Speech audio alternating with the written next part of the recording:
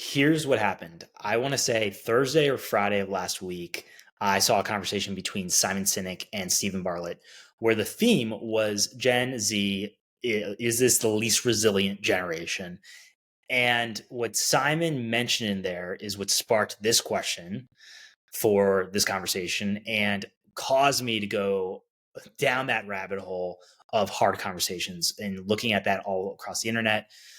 And what he said was Gen Z, there are people that, and he was able to say from personal conversations, and I'm going to paraphrase it, but what he was talking about was there are Zers that are quitting rather than having a hard conversation with their employers for a raise because of the anxiety and stress that they feel of even potentially having that type of conversation is so overwhelming that they would quit rather than have it face to face. And for me, that feels like alarm bells are ringing of this is something that has to bring awareness into it because one, I see the red flags for burnout. And two, from a society and communication skill standpoint, it is so important to work on a skill like this. And Simon put it great of saying, hey, it's a skill to work on. And I resonate with that. Realizing how it's been missing in our society. And that is something I want to address here today with you. This is Make Burnout Extinct podcast. I'm Robert David Weeks. So starting there is running away from hard conversations leading Gen Z toward burnout. From my own personal experience, looking at running away from hard conversations, because I've ran away from so many of those, too many to count, it's a countless moment. I have realized through my own experience leading to 2018, when I had that burnout after the social media conference, that it's a yes if you're running away constantly from these hard conversations and not having them on a majority of the time. And what I have noticed when I went on the internet and I looked at what was coming up with this theme of hard conversations and communication skills, realizing it's across the board. It's not just Gen Z, but it's also my generation, millennials. It's the Gen X, it's baby boomers. And we have to address it as a skill set rather than just because of a generation. This is a generation thing, because it's not. And how I found out about this that really stuck out for me, and I want to highlight that with you is, well, even before I get into that, I want to break it down for what's going to happen. We're going to go through the connection point again. How can we connect running away from hard conversations to burnout? I want to share with you like physically what's going on within us from my own experience of having the hard conversations. And then I want to share with you plays that you can try out. Again, we're going to go through a few here to share with you that you can try out. And I'll share with you my personal experiences and stories relating to these because I have tried these out. Some you've heard before.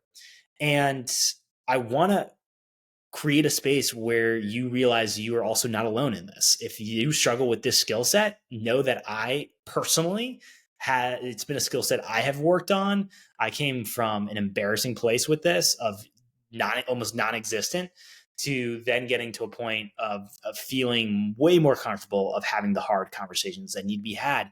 If you're going to want to move towards what you want in life, what you are seeking at work, in relationships, this is such an important skill to focus in on. So let's get to the connection point first. And then I want to share with you this poll survey I saw that blew my mind again. I have these, when I see these things, I want to share them with you. It blew my mind for the impact, the trend that I'm noticing within the workspace that is really important, especially for remote work. And I know I've talked about that in the last convo with work from home culture, but yeah, it's something I want to dive into. So let's get to the connection point first. What happens when we're running away from the hard conversations, when we choose not to have the hard conversations? The one I think of, I want to share with you, is when I asked my partner how did I phrase it? I want to make sure I get this right. I phrased it as, how would you like to explore being more than just friends? Okay, that was the question I asked her.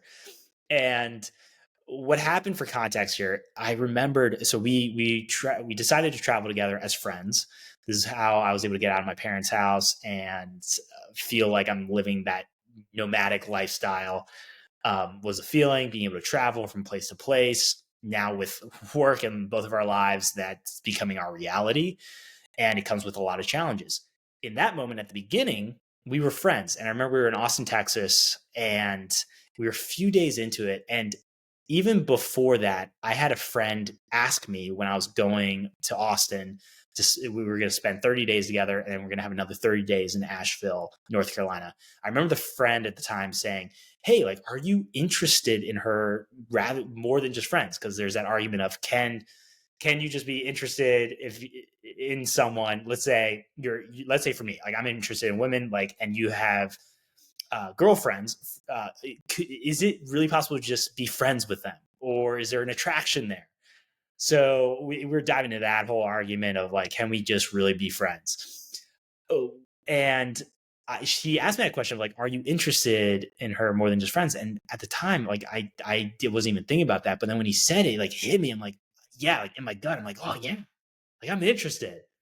And then there was some fear that came up. I was like, oh shit, okay, I need to ask her some questions, right? Like I got to ask her different questions here. And then I had this nervous energy going into Austin and some excitement too to explore and see what could happen. So I remember she landed into Austin. I picked her up at the airport, and already there was this different energy that was vibing from my end. And she like told me that afterwards. But we were going through, like, I was asking her some deeper level questions, values, stuff about relationships. And I remembered a few days in, there was this moment where it was Super Bowl Sunday where I told myself, I looked myself in the mirror and I said, I got to ask her out. Like, I have to ask her out. I know this is not traditional. Like, we're living together as friends. We're about to spend close to 60 days together. And just originally as friends, but I've got to ask her. I've got to take the risk. It's going to be too awkward. You know, that energy where you feel it and you're just like, this is so awkward if I don't ask. So I had to have the pep talk. And I remember to walk down to the room. We were watching the game, Super Bowl, and we were chatting, talking. It was getting towards the end of the night. She was about to get up and leave. And there was like this lingering pause, like something needs to be said. And that was for me a moment of having to have a hard conversation, because we tend to think of hard conversations as negatives. But this was a moment of really having to put myself out there and have a hard conversation and ask her out. Because to give you context, we're about to spend the next 60 days together. If she says no for not wanting to explore, then being more than just friends, it's about to be real awkward. So there's a lot of risk in having that type of conversation. But then the reward is like, oh my gosh. Like, looking back even now, being in a relationship, it's like, yup, that was worth it. So there's a lot on the line. And I remember asking her the question, and then like her first response was, well, what do you mean more than just friends? So I was like, not friends with benefits, like actual relationship. I'm in for a relationship. And I remembered like doing that. And what happened was, when it was acknowledged, received, and of course the positive it made it so worthwhile. It's like, oh, awesome. Like, this feels great. But just even saying it, looking back on it, even in the moment, how I felt of just releasing it out without her giving a quick response back, just releasing out and asking her the question, I could feel like if I were to look back on it, and there's moments where I like was blacking out a bit, but I could still have a sensation of relief that happened, of like actually doing the damn thing. And for looking at that now into this topic and theme, realizing if we keep it bottled up, if I had kept all that bottled up feeling that I had felt looking myself in the mirror for the pep talk, and I had just let it sit inside of me, that would have increased the anxiety that I was feeling at the time. I was stressed because I don't know where this is going to go. And if I don't have anything to address that, if it's a yes or a no, if I have no clarity there, where does that stress go? Well, the stress stays in the body. And going back to burnout, with the chronic exhaustion being the big red flag here to watch out for, chronic exhaustion, that can come from chronic stress as a fuel source. And when that stress has no place to be released out, we're in trouble. And that builds upon itself.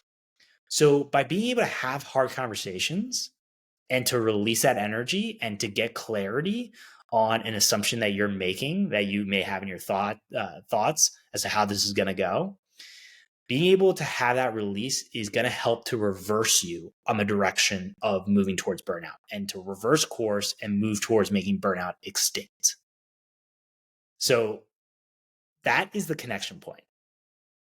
Let's get into this survey that I saw that it has a bigger theme here for what's happening in the workplace, because we went through the pandemic, and with the pandemic, it caused a lot of businesses, a ridiculous amount of businesses, to close down, and it was tough. I felt that in my own journey, like going back to my own experience of having to lose a lot of my income. So what happened was remote work came up. It was like, okay, forced into remote work. And there was that big trend. Now, with remote work, we're in our homes. It is comfortable to be in our homes, and we're working, living all in the same space. And I know I've talked about this. I'm not going to dive into this too much here, but the work from home culture, how that's leading to burnout. I did a conversation about that. But with everything all together, it's a lot of energy there, a lot of feelings that are coming up. And what I started to notice, like I saw this trend that's happening in my generation of millennials, is that what has happened now with remote work post pandemic is this God, what's the word I want to use for this? It's like a trend that's happening with my generation where it's called quiet vacationing. And what that is similar to what I've talked about with quiet quitting, where you're doing like the bare minimum, but it's going on vacation because you're remote work. And this is definitely for those that are remote work here. You're going on a vacation without telling your boss or employer. And you're doing that. You're just like showing a little bit of online work to show that you're still working, but you're mainly on vacation. You're not actually doing work. Or let's put it this way, you're not doing like a full days of work. So what you're doing is lying. If we look at it bluntly, you're lying to your boss and employer.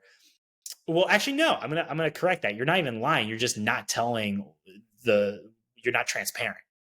And so we'll take that back. It's not lying. You're not being transparent. And with not being transparent and then not doing what they believe you're doing, which is working, then you are causing there to be a distrust.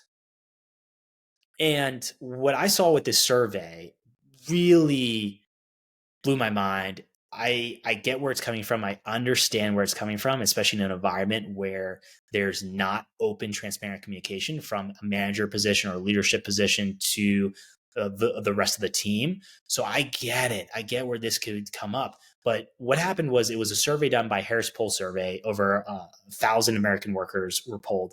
And what it showed was 78% of US workers say they don't take all of their PTO days. And it's the highest. So how it's broken down is millennials are like over almost half of those surveyed were millennials. And the theme that kept coming up was 47% felt guilty when taking their time off and didn't, attribute it to guilt, to that feeling of anxiety, of the amount of, the backlog of work that's going to happen, or the guilt of having to give that work to someone else. So instead of having a hard conversation, you're instead opting out to, I want to hone in. It's not being transparent. And I do believe lying because you're technically trying to show that you're working. And that for me, I feel is a problem in the workspace. It's also with all that lying that's coming up, not being transparent, you're causing extra stress upon yourself that is just bottling up, and you're not able to have clarity of yes or no, for time off. And I believe that just leads you to burnout even more. It's just like that thing that's eating up inside. So when I saw that, it really, for me, was eye-opening and shocking of this is what's happening right now. And I feel like that can then tie into this next gen of Gen Z of like you're learning from others that have come before you. And what I've realized is it's not just millennials and Gen Z, but also there were Gen X and boomers that were not being truthful as to when they took time off, actually communicating that. So I have to come at it from the angle of burnout, right? That's my angle. Now, when you're keeping all that stuff bottled up, that becomes the problem because you're not able to release that stress out. I mean, it's like keeping this secret that you're not able to share. And we know secrets can eat us up inside. And the body is going to be there to remind you of you got to release this shit. So I wanted to share a play that you can take and try to implement to help you with having hard conversations that has nothing to do with work and hard conversations there, but rather in personal life, because I believe in starting small, but being in a space where you feel there's trust with people that you're closest with, and that is personal life. So here's a play that you can work on. It's the play of I don't agree. That's how you could word it. So when you're in conversation with people that you trust and you don't agree with something they say, being able in that moment to courageously say, I don't agree. And here's why, and share your explanation. Another word that you could, or phrase you could use is, I don't like that, or I don't resonate with that. And those are some examples where you can use that as an opening to share your perspective. And you can do it in a way that's not like, I don't like agree with that, or I don't like that, I don't resonate with that. If it's not called for, like if everyone's hyped up on energy, like go for it, share it. But working on putting that phrase in for something small. Start something small, saying, let's say for partnership, I think of eating out. If someone wants to go eat out and get sushi, you can be like, I don't like that. Here's why. I had sushi yesterday or last week. What about this type of restaurant? So that's an example that you can try. Like another one could be football, right? So I'm a Ravens fan, and I believe Lamar Jackson's the best quarterback out there. And I'm biased 100%. I own that shit. Yet someone can come in and say Patrick Mahomes is a better quarterback. And I can say for the phrase, I don't agree. Here's why. And then I get into some stats and reasons why, where he's going for momentum, like how he's constantly been progressing forward and growing, and just he has such a high capacity of potential. So those are two ways where you're not even adding a moment of deep intimacy or vulnerability, but it's just allowing you to start small. But then what happens is you can then share deeper, more personal things that come up for you, for those that you trust. And think about that with partnership of sharing when you feel a value has been crossed, for the boundary line has been crossed, and being able to communicate something like that.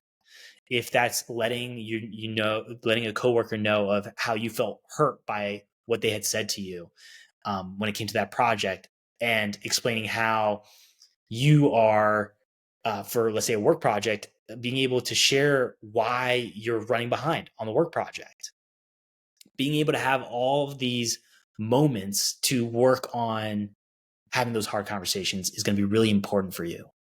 And by putting in the practice, starting small with personal and things that may not even be anything personally you are affected by, but more like sports or, where to go for eating for a restaurant, starting that way can then open you up to the deeper, more intense issues and problems and challenges that you're facing, that you want to communicate out to others. And by doing that, it is going to let that release of stress happen, and allow you to, again, get off that path of moving towards burnout and move towards making burnout extinct.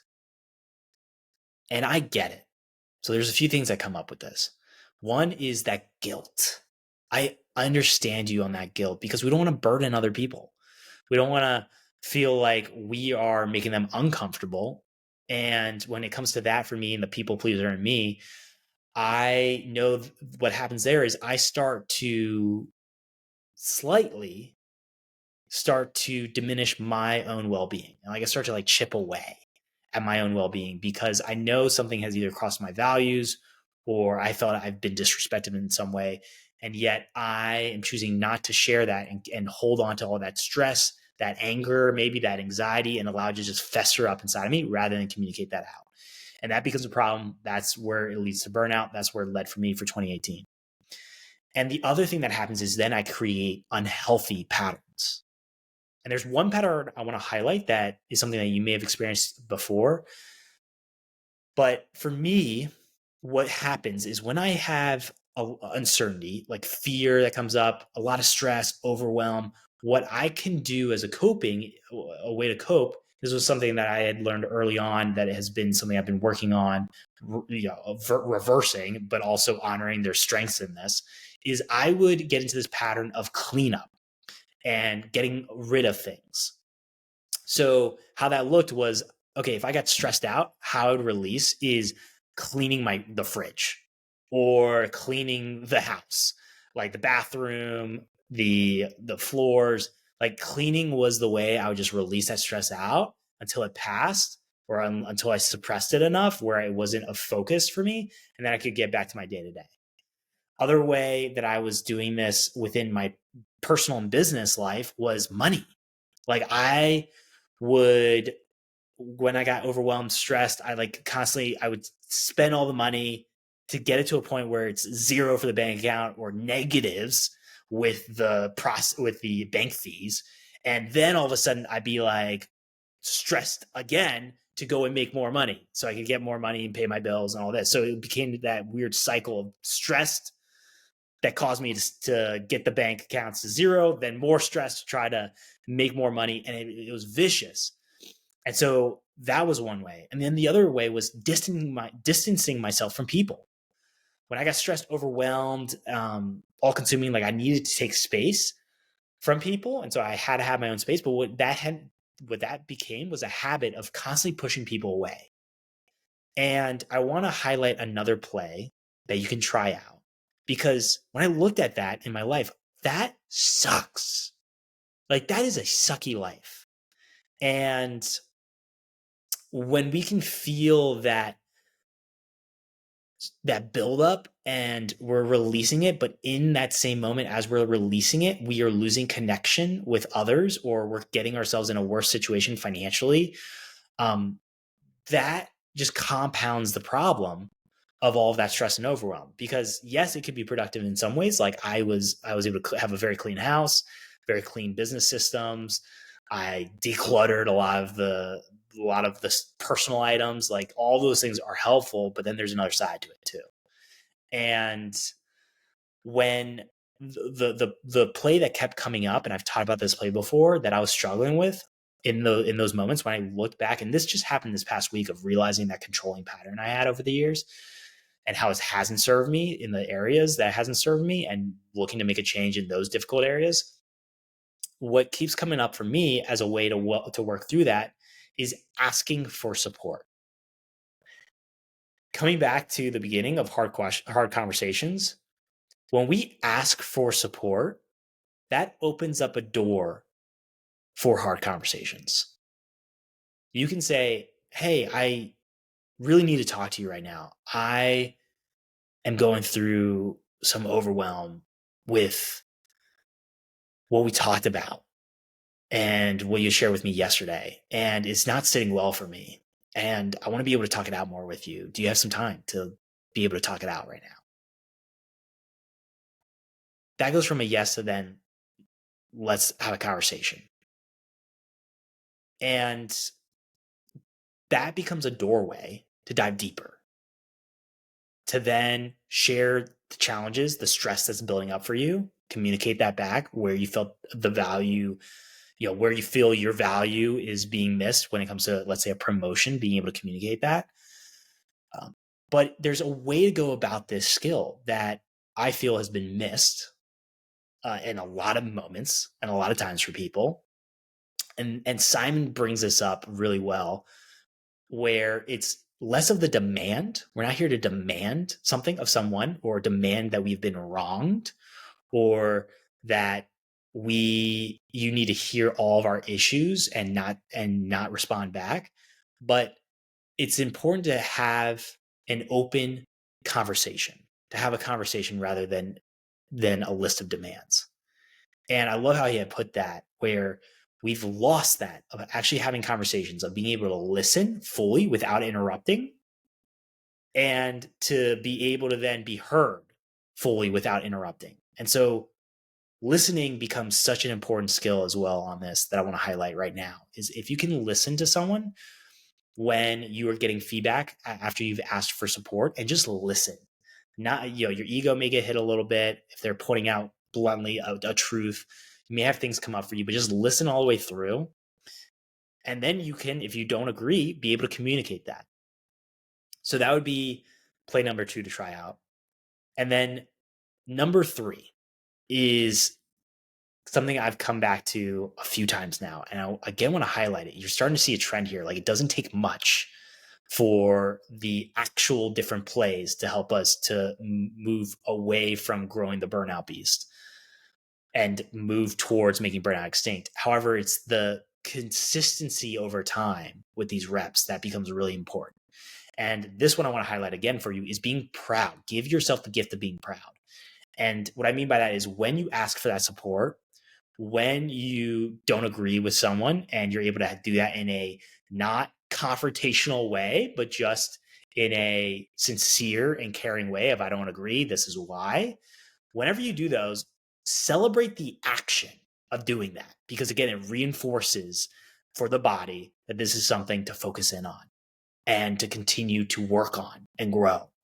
And I will tell you, going back to that pattern that I experienced, the controlling pattern, it takes time to work on this, yet it's based off of the amount of reps you're doing. So when you work on this more and more and do more and more quality reps, that speeds up the process. And you have thousands of moments, even in one day, to be able to work on these. So there are plenty of opportunities in your days to build this muscle. And it's an important muscle to build on, because that's going to serve you in life. Because then you're actually able to, for what you want in life, you're able to move towards that, because you are able to have the difficult conversations and hard conversations that doesn't cause you to, whenever whenever a challenge hits you, for you to run away from it. You're able to actually face that challenge, hold firm, and then honor the gift that was in that and move forward as you continue on this journey of what you want in life. And I will tell you, going back to responsibility, that is such an amazing experience to go through, is taking the responsibility, the ownership, being able to own it when the challenges come up of those hard conversations, and face them with genuine curiosity, love, and compassion and care as best you can in the moment, because the conversation may not be peaceful, but by you doing this and showing up, the stress that then becomes released from you will give you peace. It will. And over time, as you're doing more and more of these, it allows you to realize, it gives you that gift of moving towards making burnout extinct. And that, I will tell you, is worth it every single time to work on this skill. So what's important to remember when you're going into this, because I've given you, these plays to try out, is managing expectations. And I want to do that here for you. It is not going to be perfect when you get started. It will never be perfect. I've talked about this before. Perfection doesn't exist. But you are absolutely capable, again, of going out there and taking the time to have these hard conversations. You may fumble over your words. It may not come out exactly how you wanted it to come out for these hard conversations. And that is why it's important to start with people that you trust or that you are close to you. Family, friends, those you care about and that care about you. Start there and start small. Doesn't have to be personal, intense challenges that you're facing personally, but it could be, again, going back to the sports, coming back to restaurants for when you don't agree, being able to communicate that. So managing expectations, I really want to make sure I do that for you, where it's not going to be perfect to get started, but you'll get better on this. And when it comes to the workplace, if you are that manager, being able to realize that it starts with you asking support to your team or from your team makes a difference for creating transparency and openness. Being transparent of expectations of what you're looking for in this job and in this work from this person is going to be really important, even if they don't agree at the moment. That's where you go back to, I don't agree, and explaining that. And for those that are the rest of the team, if you're one of the team members, it goes in that direction as well, asking for support from your other team members, being able to share when you don't agree and communicating that well, and actually having a point that serves the whole group is really helpful. Let's recap it here. So, play number 1, I don't agree. Being able to I say that in different settings. I don't agree. I don't like that. I don't resonate with that. Just in my tone of how I'm doing it. It doesn't have to be angry demand. It doesn't have to be like attacking someone. Just saying it in that way, it makes a difference. Play number 2, ask for support. Wherever you are, ask for support for those closest to you to start, and then build from there for other people, and especially when it comes to workplace too. And then number 3 is give yourself the gift of being proud. When you can do that to yourself, it's a beautiful moment of self-confidence being compounded. And when we can move through life with with a high level of confidence, the world's got to watch out for the epicness that is in you that's about to be shown to the world. I'm pumped for you. I want you to know you're not alone. I've been there through this journey. I have struggled with this. Going back to that last story, the story I've talked about before, is telling my parents I'm not okay. I know that tingling and feeling in the body of like, oh, like you're tensing up and you got to just share this. Like, I know that feeling and I resonate with you. I empathize with you. And I'm going to tell you, it doesn't help to just freeze and not do anything about it. It doesn't serve you in the long run. It may serve you in the short term, having a break, having a moment to take some steps back. That's important. But if you're constantly doing that over and over and over again with these hard conversations and avoiding them, it is going to lead to a life that is going to be feeling miserable. And I don't want that for you. I want you to feel less miserable. I want to get you to a point where you're excited, having fun with life, and being able to, yes, understand there's going to be those hard days, but being able to realize the beauty and the love and the gifts that are out there with life. And it gets me fired up for then where you can head for the future of what you want, and actually not just letting it be a dream, but bringing it into reality. I'm excited for you to test this out. You can let me know for trying this out this week. If you do that, please let me know, or not if, when you try these out, you can please let me know your experience. If you like this episode, please don't forget to rate this podcast. This is my ask of support for you to help get this message out of making burnout extinct. And again, you can share what resonates with you from this episode by connecting with me on Instagram or LinkedIn. Thank you. Thank you for taking the time to listen to this episode at this point. I don't take that for granted, and excited to be able to reconnect with you again soon.